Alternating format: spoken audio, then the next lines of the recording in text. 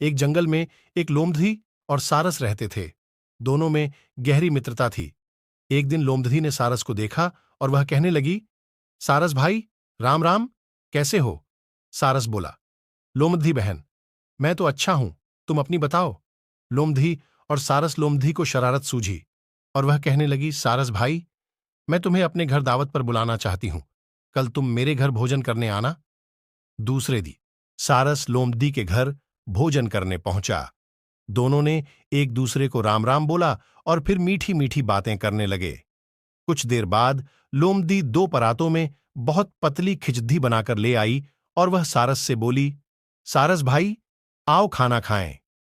लोमड़ी तो जल्दी जल्दी खिचड़ी खाने लगी, लेकिन सारस की लंबी चोंच में खिचड़ी ना आई।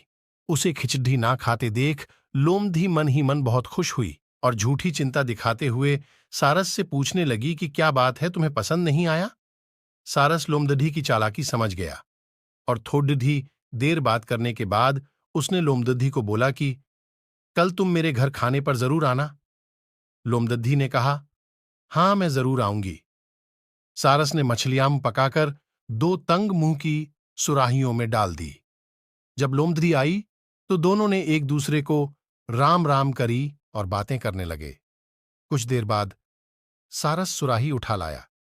वह लोमड़ी को कहने लगा, बहन आओ मिलकर मछलियां खाएं। इतना बोलकर उसने अपनी चोंच सुराही में डाल दी। वह मजे से मछलियां खाने लगा। लोमड़ी का इतना बद्धा मुंह सुराही के छोटे से मुंह में जा ही नहीं पा रहा था। वह सारस का मुंह देखती रह गई। अब सारस समझ गई कि लोमड़ी ने अपना बदला ले लिया है।